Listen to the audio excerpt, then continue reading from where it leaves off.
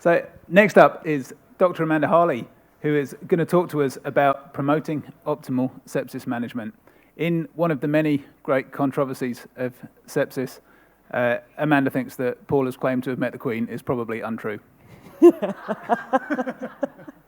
I'm nothing but honest, right? What you see is what you get.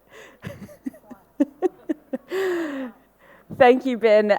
How is everyone? I must first say it's incredibly nice to see people's face, minus the blinding light, and not have to ask anyone to please mute.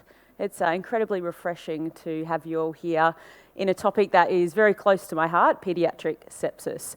It's really exciting to have so many people in the room because I think the more conversations we have around it, the more we talk about it, we're getting one step closer to improving lives for children that have been affected by paediatric sepsis. So I gave some considerable thought about what I could cover in such a large topic around optimising management for paediatric sepsis. And what I really want to tell you straight up, and also, give you the big take-home message is we can't optimally manage sepsis until we first recognise it. So you can all go and have coffee now, that's it, talk's done. No. I'm going to give you some pieces of the puzzle that will help you put it together. We've heard from both Elliot and Paula just how incredibly challenging it is to recognise early, but what can we do as clinicians to be optimally placed to manage it when we see these children coming through our doors? I first want to introduce you to my little friend who's not so little now, Mia. So Mia was a toddler with no chronic illness, no previous medical history, until one day she was diagnosed with sepsis. Like many other children presenting to emergency departments, she was triaged, she was assessed, she was sent home, only to return hours later in fulminant septic shock. Emergency departments are busy places with competing priorities, and as we've heard, sepsis is incredibly difficult to recognise early. This, unfortunately, though, is the reality of paediatric sepsis. It is a medical emergency, however, that presentation is not always clear. So Mia is alive, however, the effects of sepsis to her life are permanent for the rest of her life. We're going to begin with a case. So we've got a 3-year-old boy with a one-day history of a decreased oral intake. He's crying, he's irritable, he's got a runny nose, and you notice he's feeling hot to touch. So who's concerned? Well, it's a talk on paediatric sepsis, so you probably all are. Don't let that sway you, though. So the answer is, we could be concerned, we may not be concerned, we actually need more information. So what can we actually do? Well, lots. Paediatric sepsis presents with a plethora and a range of different signs and symptoms depending on the child, depending on the pathogen, and this again highlights the challenges. So what actually differentiates the child with a meningococcal septicemic rash versus this child who's irritable, who could also have sepsis, but it'd be early in the trajectory of that illness journey to actually declare itself. So it's always a child with an uncomplicated infection until it becomes sepsis. However, that timer has already begun, and that window for survival and complete recovery is rapidly closing. So the first piece of the puzzle is actually really simple. Ask, could this be sepsis? That's it. That's puzzle piece number 1. When we review cases where there has been misdiagnoses or delayed recognition, the questions ask, if this had have been thought about earlier or actually asked or put out there to the ether, to the team that's caring for the child, would have this made a difference? And the likely answer is yes. The Paediatric Patient Safety Review Project here in Queensland reviewed SAC1 events, which are children that have had permanent disability or death that was preventable.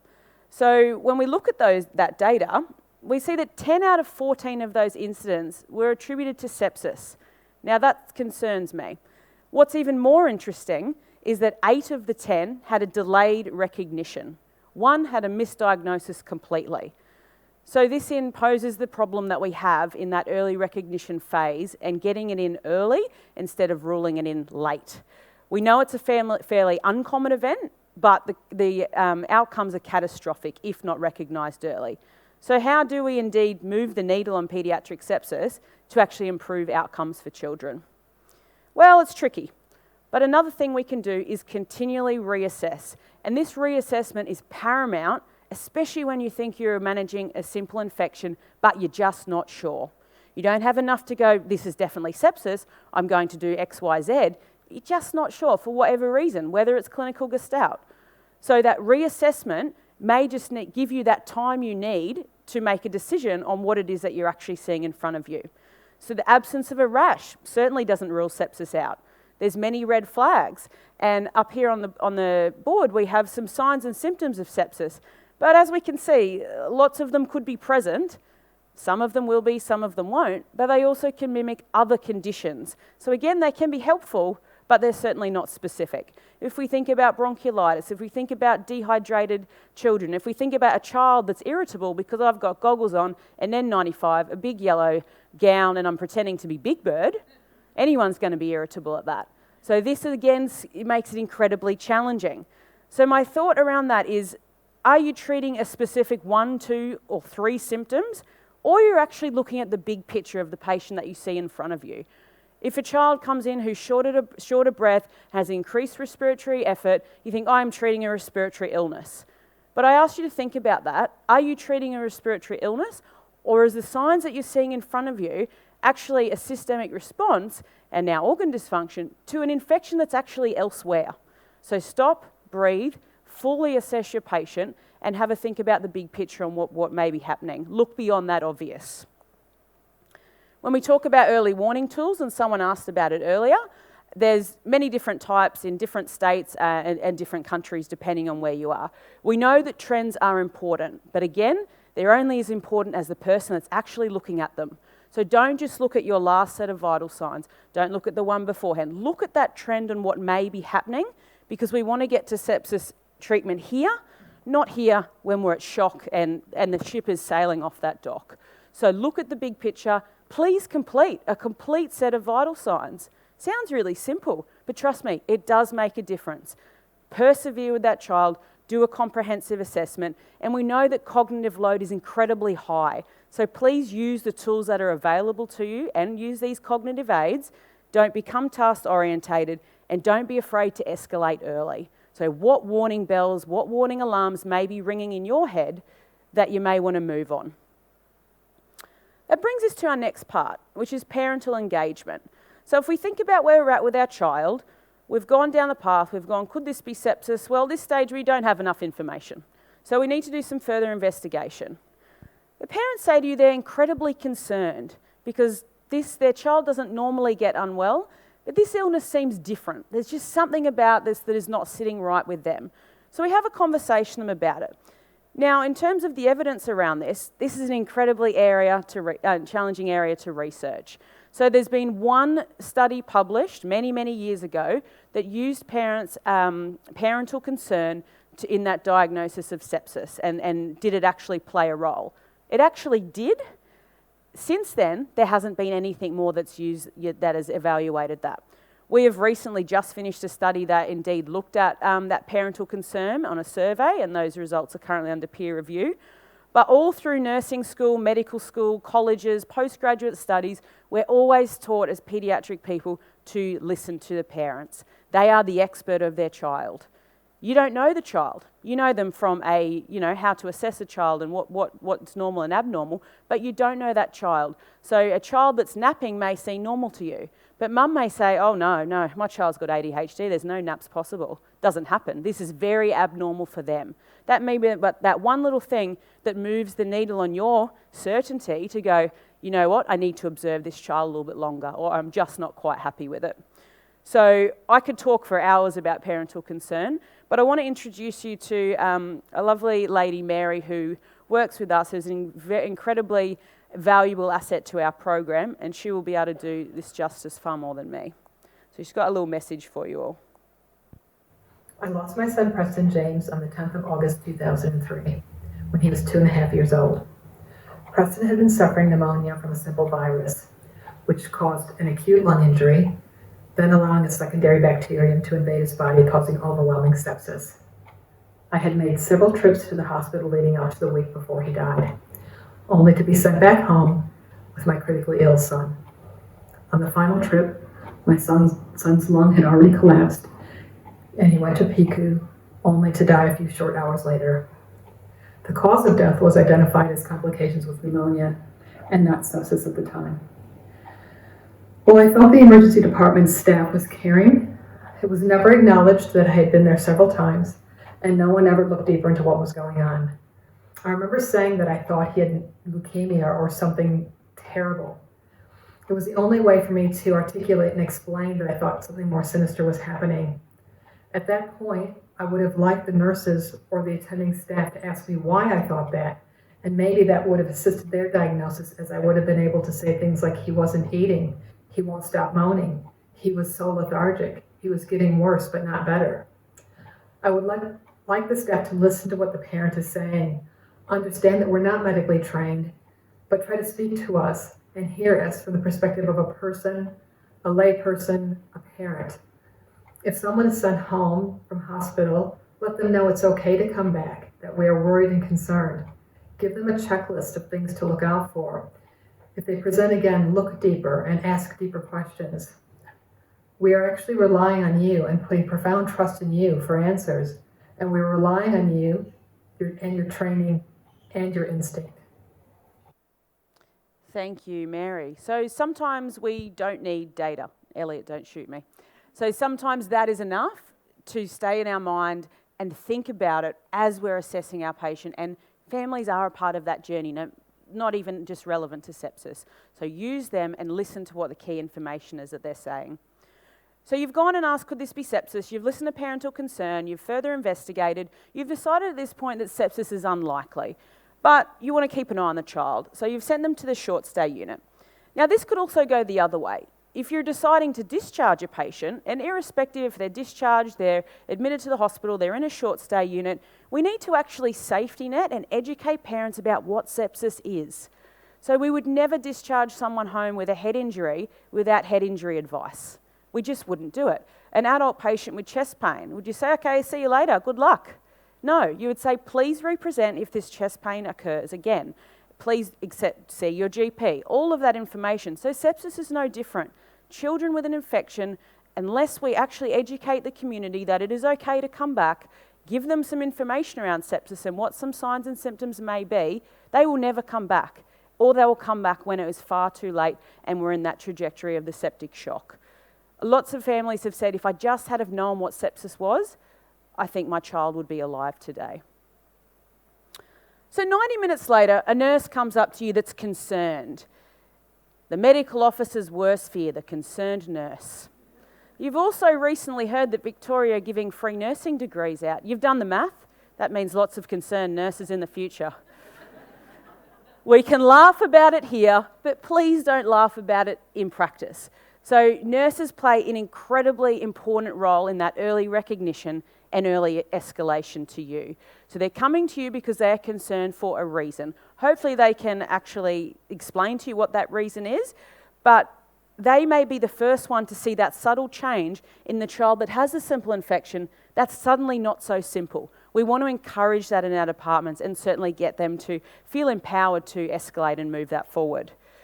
So you've asked again, could this be sepsis? And you've thought, you know what, I probably need to reassess the patient now because Joan is concerned and these are the points that she's raised with me.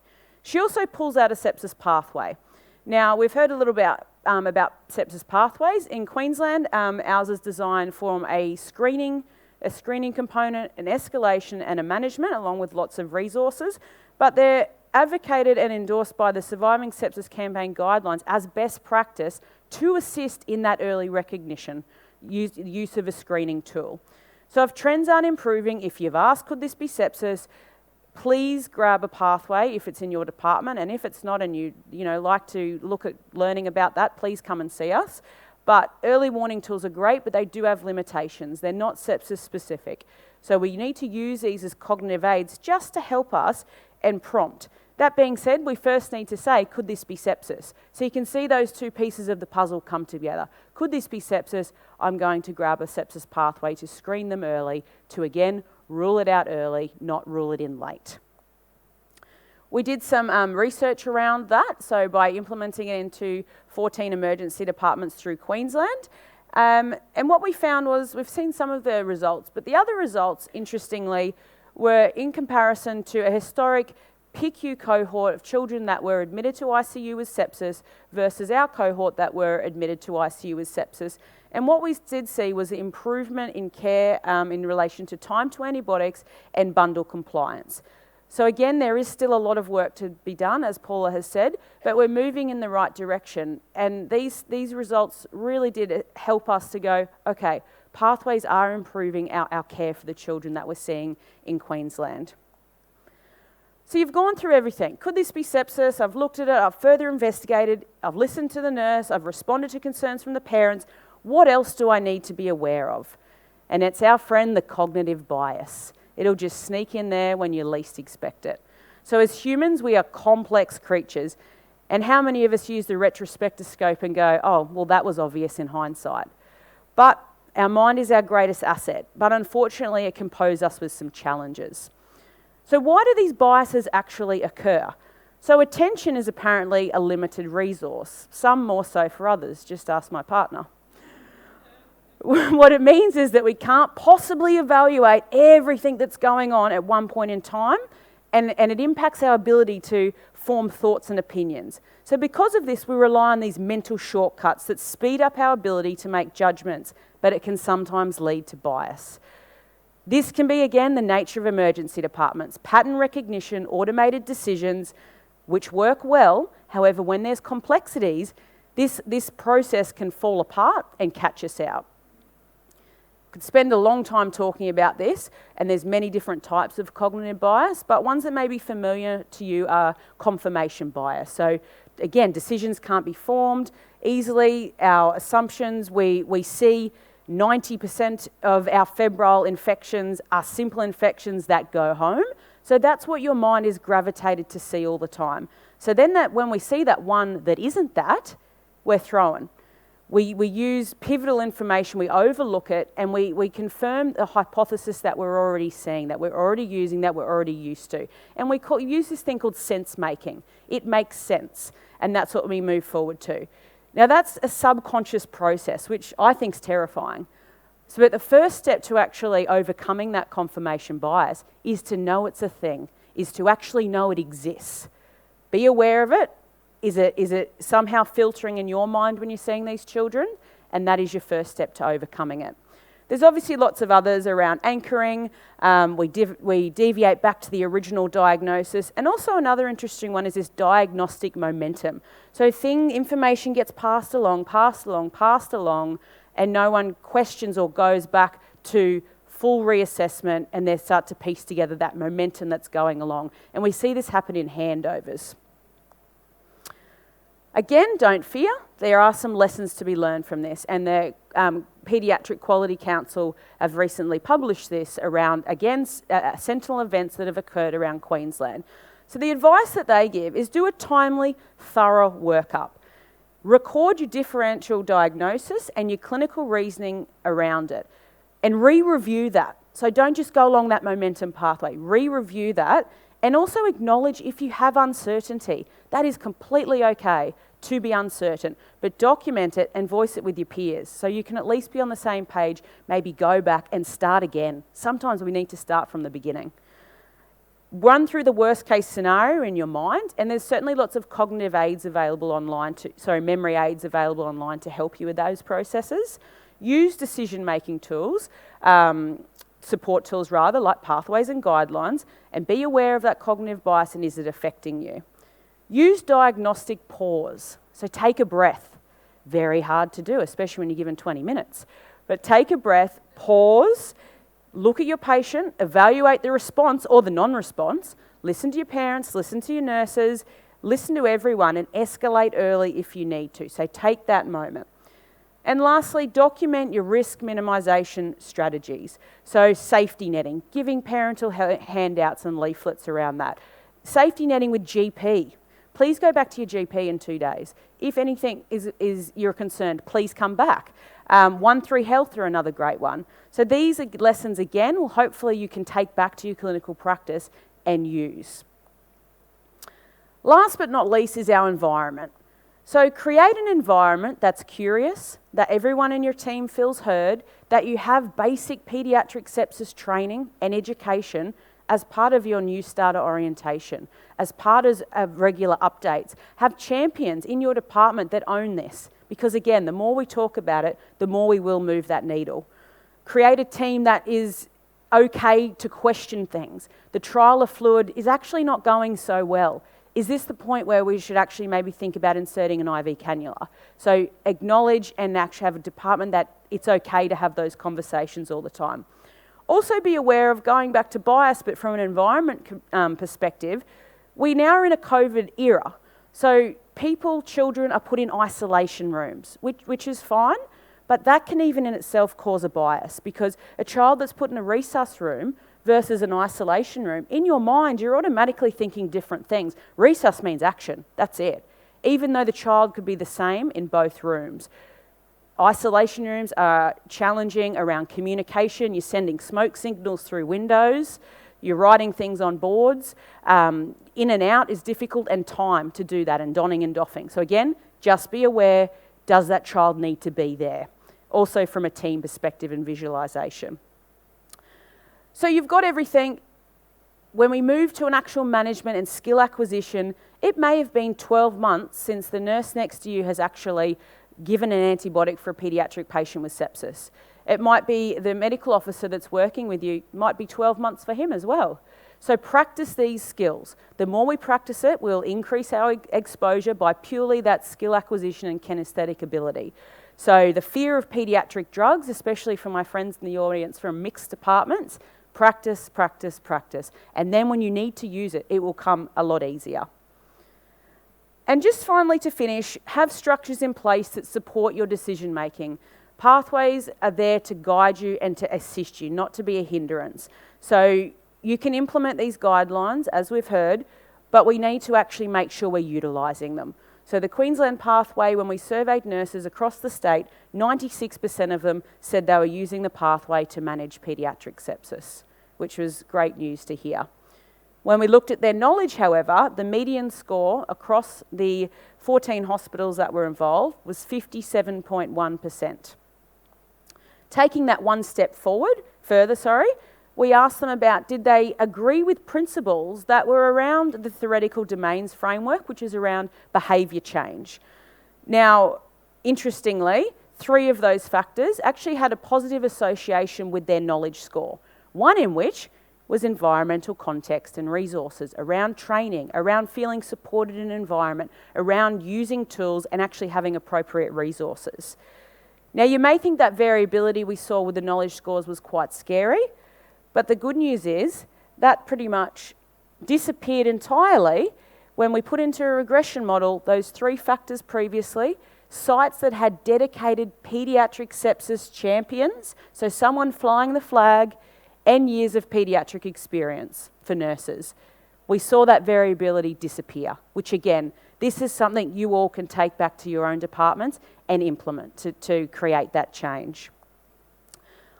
Good news is as well, there's loads of educational resources on our Paediatric Sepsis Program website page. The QR code's there if you want to scan it. And we also soon to release an implementation framework toolkit where if you don't have a pathway or you're not sure, you think it could be improved, you think you need some help, please get in contact with us, and this framework will be published very soon. So finally, let's go back to our case. The child actually didn't have sepsis, but another child presented 5 minutes later with the exactly same vital signs that then took a slightly different direction, and they went on to develop sepsis. So sepsis is rarely a north-south problem, but more east-west. And without going through those correct stages and processing and complete assessments, asking those questions, we won't actually be able to rule it in early. So remember those as you're going through. Once you forget it, so does that diagnosis of sepsis. And at the centre of all of this is combining our efforts, looking outside the box to improve outcomes for children. So be brave, escalate, question things, look at that big picture, don't be tunnelled vision. Stop, think, is this child in the right location? Where is this child's disposition? Do I need to phone a friend and pick you? Am I just not sure? So ask all these questions, put it out there to the ether, plan early, trust your gut, and ask, could this be sepsis? If we get this right, we can promote optimal outcomes for children and they can live a long, happy, healthy life. So please put these tools in your toolkit. They all contribute to solving the puzzle that is paediatric sepsis. Thank you. Yeah.